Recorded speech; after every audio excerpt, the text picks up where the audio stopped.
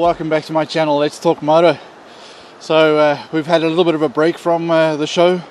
Had some challenges from YouTube, and we figured it all out. In fact, there's some bigger, better things coming. So I think all's good. We had to start the channel one way or another and see where it led us. But thanks for all the responses.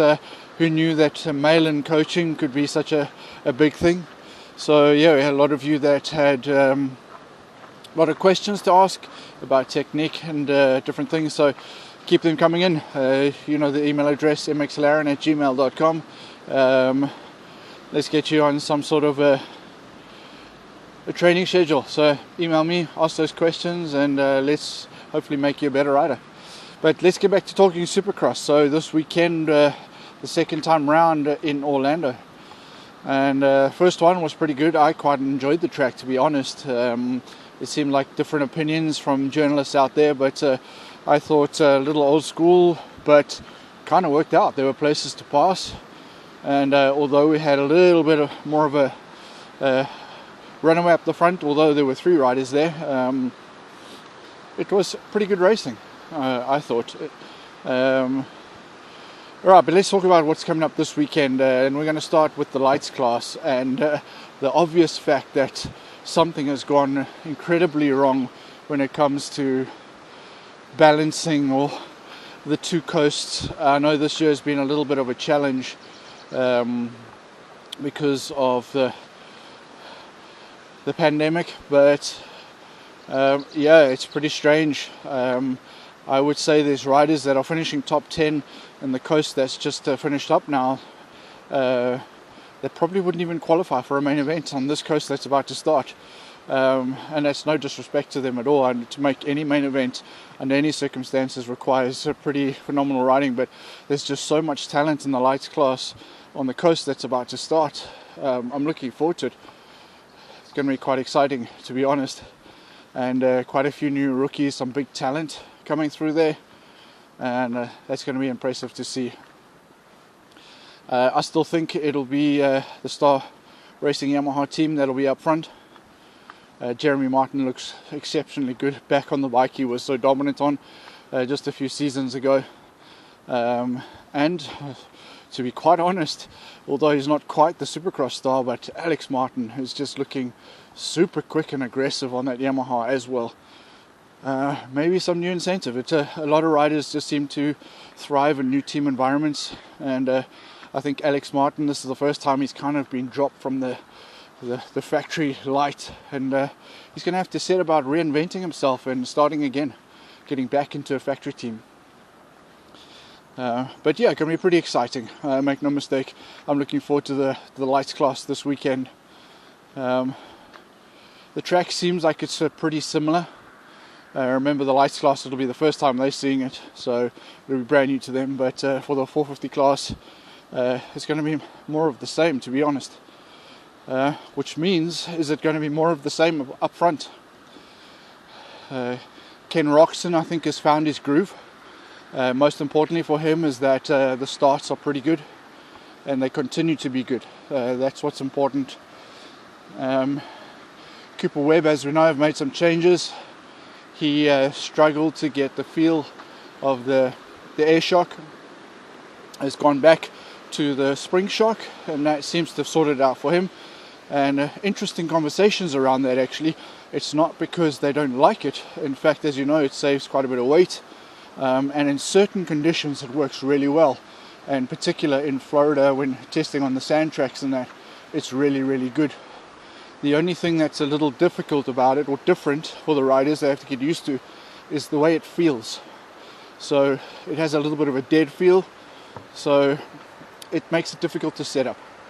So it's going to, I think what they are going to do is allow riders like Justin Barsha and the rest that are still on it to get through this season, getting as much data and information as possible,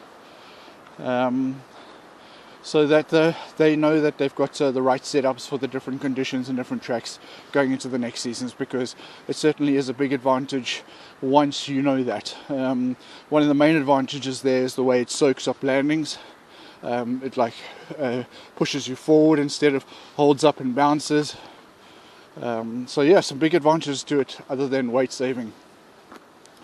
But he's gone back to something he feels comfortable and familiar with, and yeah, I think that's been a good thing, good move from him. That's what's made the difference for Cooper Webb. He feels comfortable again and comfortable to win, and this is a big problem for the likes of Ken Roczen, because I think if there's one rider who's in the head of Ken Roczen, it's Cooper Webb. So that should be interesting going from there. Good to see Bam Bam Barsha is a whole new rider, as we know.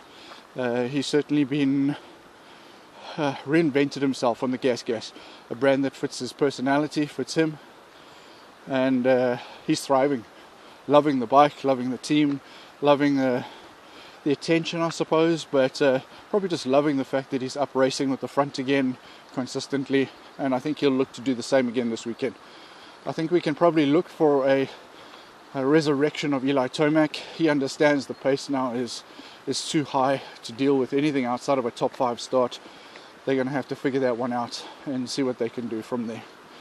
Yeah, going to be pretty important for him.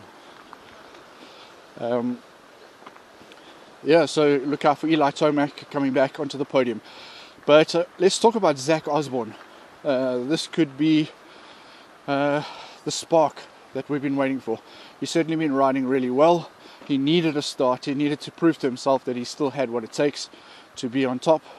And although he got passed really aggressively early on, probably wasn't used to that running up front sort of intensity to start with. But soon after that, he got onto the pace and ran the pace of the front runners, more or less. So I think let's look for another good start from Zach Osborne, and he could be back up there again. Just another little note as well. This is what I said right in my first video about Cooper Webb. Is that where he's really strong is not so much out of the gate, but just past the gate. The K10 develops a lot of drive.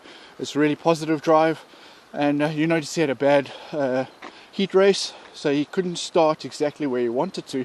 But what that allowed him to do is start around guys that are not necessarily that good out of the gate. The previous round he started next to Ken Roczen, who's dynamite out of the gate, and he got shut off. So I think Cooper Webb does better when he starts away from the main guys. It doesn't have to be too far away, but as long as he can get his elbows in front of the guys next to him, he's going to be up for a good start. So I don't know if they've learnt their lesson there, but let's hope they pick that up if he starts away from the good guys. I think that's a good thing for Cooper Webb. He's not also the biggest guy, so he's not too keen to get his elbows out in that first turn. Good to see Jason Anderson back on form again. Not quite where he wants to be, but showed some good aggression and some intensity, and intensity that lasted the whole race, most importantly. I think with a better start, he can fight with the front runners. Now, beginning of the season wasn't looking that way at all. So hopefully Anderson can get up there as well and get in the mix. Plessinger also starting to show forms or signs of the talent that so many people saw in him. Unfortunately, it's not every lap, all the time, every race. So he's going to need to sort that out. But certainly starting to run up there with Mookie, and that's what they'll be expecting of him. They want him to be one of the top Yamaha riders. Well, guys, we're looking forward to a great round. That was a walk in Austria, if you're wondering where I was. As you know, I do a lot of work with some of the big manufacturers. You can only imagine which ones they are, based here in Austria. But yeah, we're going to be bringing you more pre-round talks and post-round talks, and some more exciting stuff coming up in the future, so stay tuned. Thanks for listening to me, and guys, just a little heads up as well, there's so many guys out there that are trying to do Supercross and motocross talks. Some might be good, some might be bad, but all of it brings exposure to the sport. That's what's important. So support their channels, like them. It just brings more hype and attention to the sport, and that's what we need. Somewhat controversial, somewhat positive, but it's irrelevant. As long as people resonate with them, and we get the algorithm going in YouTube and get people seeing what motocross and supercross is all about. So like this one, subscribe to this one, and any other little one that you come across, like and subscribe. Even if you don't follow it all the time, it really helps the YouTube algorithm and bring some attention to our sport. We need it. Thanks, guys. Bye.